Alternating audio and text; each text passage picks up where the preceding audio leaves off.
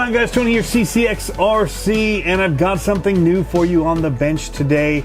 This is the Kyosho Mad van, and this actually is new, not only to the channel, but this is new on the market. I was at our hobby town in Virginia Beach, and I came across this thing for 220 bucks. Posted a picture of it on Instagram, Facebook, and asked you guys, do I do it? And you said yes. Resoundingly, no naysayers out there. Unfortunately, by the time I saw those messages, because it took a little bit, I'd already left the store, which I kind of had done sort of quickly so that I wouldn't have to get it. But there were so many responses, overwhelming yes. I went back and we got it. The Mad Van. It is based off of the FZ02LBT chassis, so it's like the phaser style chassis. Longer arms on it and monster truck wheels to give it that monster truck appearance. So it is a four-wheel drive truck, or van I should say, and you're going to get that 1980s experience here in 2020. So really excited about it. I dig the color. It feels like 1980s van. Really awesome. So cool graphics, whole packaging, everything out the box, or as the box, not even out of the box, just out of the gun. Just looks like quality, lots of color. Yeah, just really, really well done by their design team. So let's get it out of the box and see how they did with everything inside the box.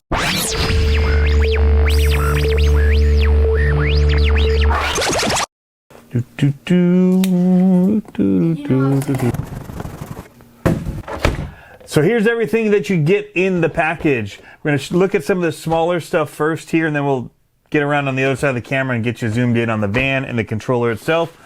First thing I'm noticing is really cool is that it comes with another decal package, so you can change out the decals on here and do your own design on it. It does have a fin as well, little plastic fin, Lexan, that you can cut out, and it has the screws to be able to install it here on the back or the front or wherever you want to put the fin on it. That's up to you.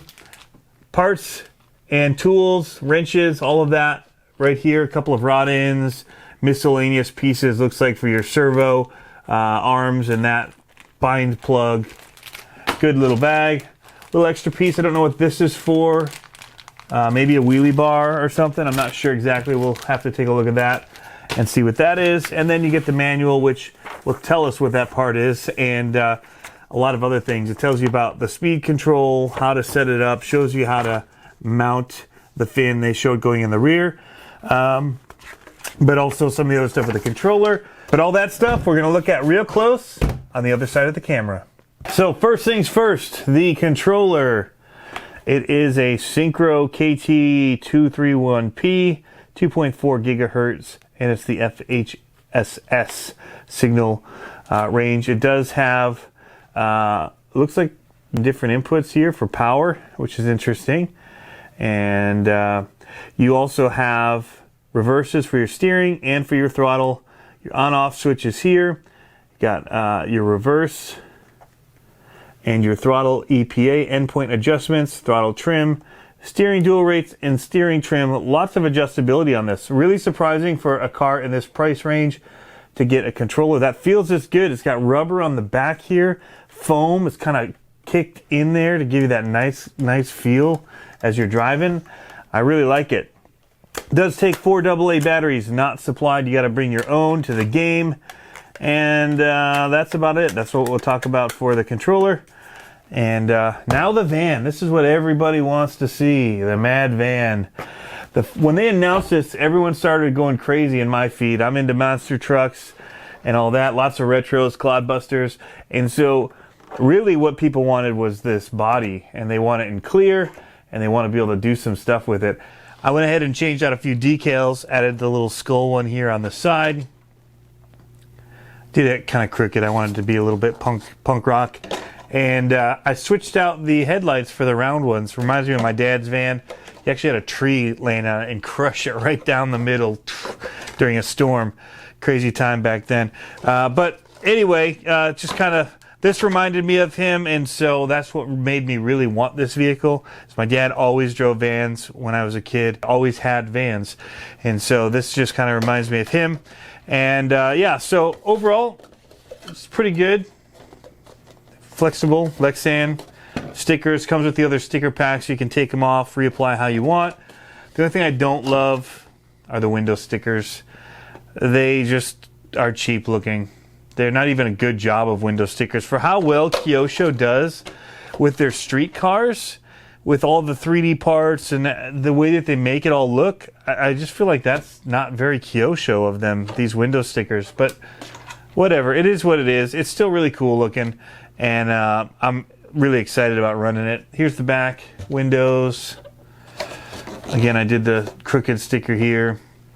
Monster van with the skull and the lightning bolts. So cool.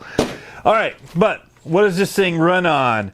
Well, it runs on plastic. There's lots of plastic on here. Plastic tub chassis. First thing we'll talk about. Solid piece through. It is like a nylon. It's fairly flexible. All the plastics have a lot of movement to them. They're able to twist, and that's good without snapping, hopefully.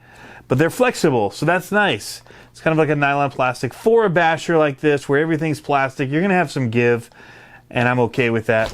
So I really think that'll be pretty good, most of it, with all this flexibility in here. There's not a lot of adjustability. There's flexibility. So you do have down here, you can adjust the shocks. There's one spot you can move them over.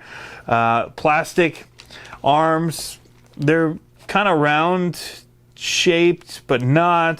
They seem like there's some rigidity, but also flexibility, so that's good. They don't want to bend in half or anything like that. The shocks themselves are like an oil-filled shock. They've got aluminum caps on them, but it doesn't really feel like there's anything in there to me. So they just kind of feel like friction shocks as far as how they're working. But it's a basher. It actually seems to be all right. So we'll see how it runs, but it is not a lot of dampening with it. It's just kind of squeaky, and yeah. But the shocks themselves, I like the springs. They feel good. They are coil-over spring, plastic shock bodies, aluminum tops. They have the spacers here to adjust your tension on them, and they've got 3 in there already. Plastic shock towers, body mounts, little bumper, but it doesn't stick out far enough in front of the wheels that if you hit something straight on, I mean, you're going to get some flex from this anyway. I can already feel them bend backward. And so again, I think we're going to be all right with that because they just kind of bend but don't break. So we'll see. We won't intentionally run it into anything for you guys, but there's the flexibility there. It does have metal. It looks like CVD style. I can't tell. It doesn't look like. Nope, they're dog bones. Metal dog bones for these drive shafts, front and rear. The center one is plastic, running right in here. So if you do upgrade this, you're going to want to, if you go brushless, you're going to want to change out your power system here. All right, so one thing that I do want to point out is that this does not use a typical nut here to mount your wheels. It actually uses a screw. And so you're still running a typical hex on here, but it does not have a nut that comes off of here. So it's got this kind of tri system here. I don't know what you want to call it, but there's that has different parts where this will kind of meet in. It's both plastic, and that's kind of how it locks together. Instead of doing a pin through your axle, instead you're actually threading your wheel into this. So that's something I haven't seen before yet, so it's kind of new to me. But we'll see how that performs. Tires are foam-filled tires. They're called Sand Monsters by Kyosho. They look pretty good. They're smaller than most of the other monster truck tires that I have. Smaller than the 2.2s on the axial. They're smaller than the even the Stampedes that I have that are monster truck Chevron style tires like this. Under here is the servo waterproof. It is the model number KS202W waterproof Kyosho servo. I don't know the specs on it, but I'm guessing it's just like most stock ready to run servos. Nothing to write home about. It does have a servo saver on it, but it's up here. There's a spring mechanism that's loaded up in there. It's not on the servo itself, but it's kind of up in here where everything transfers and all the movement happens down in there. Everything's covered, trying to keep dirt and junk out of there. Sometimes that just means dirt gets trapped, but that's how they have it set up. On-off switch here on the side, like that, and it can be reached up underneath the body. One thing we should look at, clearances. So here at this angle, you're not seeing up underneath the truck. So standing position, and really you shouldn't. It's like right at that line. They've got it like perfectly lined up with the body. There's like, unless you get underneath it, you really don't see in there. However, the back you can see in and see motor and stuff under the wheel wells. The weird thing is that this van body was made for this vehicle. And again, this chassis and this platform is used in their phaser line and all of that. The van doesn't actually line up great with it as far as the wheel wells go. The wheels are too far forward in the front and too far back in the rear. But it kind of gives it a look. It looks cool, in my opinion. I kind of like that look with this particular vehicle. Makes it look mean. Hopefully it'll protect the body a little bit with it being tucked inside the wheels. No wheelie bar on here. So we'll see if it does wheelies and that kind of stuff. But getting back to this stuff in here. So it's running a 14-turn stock motor 550 can, which is nice.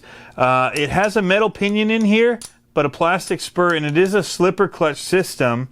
It's running a plastic drive shaft in here, which is flexible. As you can see me flexing it up here. It should work fine for this setup. Brushless, this thing might start to really move a lot on you and warble. Ooh, I don't know, do kind of make waves under that much power. It's going to move around and probably hit stuff. But for this, I'm going to run a 2S LiPo in it, and it's a Dean's plug, which is great. And even better is it's running Velcro, so I like that. That makes me happy. It does have some padding in here for it on the bottom and the front. We will take off this one screw, which will show us our receiver and our ESC, which are tucked underneath here. Just one screw to remove it. And you've got in here, whoops, there went my screw, a 60 amp waterproof ESC tucked in here, and a 3-channel receiver. One thing I didn't point out on the remote when I had it out was that there's a 3rd channel switch here. It's a 3-position switch. So you could run something off of that 3rd channel. So that's their KR331 Kyosho Synchro 3-channel servo in here. So nothing super special. It does have 3 options for your system, whether you want to be forward, brake, reverse, or forward and brake, or forward and reverse. You have options, and like most of these, you just have that little jumper that you move across the different pins in there to set it that way. Same with LiPo cutoff. It does come with LiPo cutoff on for safety reasons, and they that's smart of them to enable it from the start. A lot of people running LiPo batteries these days. Quickly put this back in here. So what else around this car can we talk about? It does have bearings throughout, ball bearings in it, and it's supposed to have some kind of help with bump steer in the way that they've done it, but there's no adjustability as far as camber or toe in, toe out, that kind of stuff. It is just plastic steering linkages here. Yeah.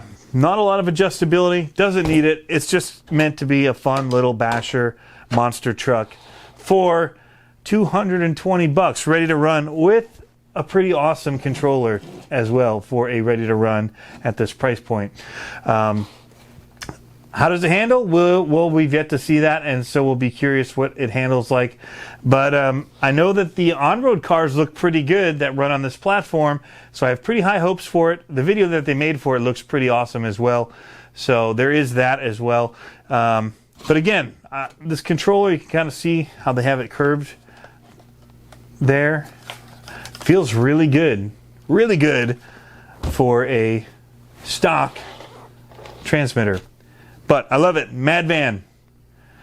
You guys will see running videos of this very soon. We have good weather forecasted, and so we'll be getting this out hopefully tomorrow and getting some run footage for you guys. Let me know what you think of it down in the comments below. Are you a fan of the van, or do you think it should be in the trash can? I like it. Cool new stickers. Should be like an 80s commercial. Woo, woo.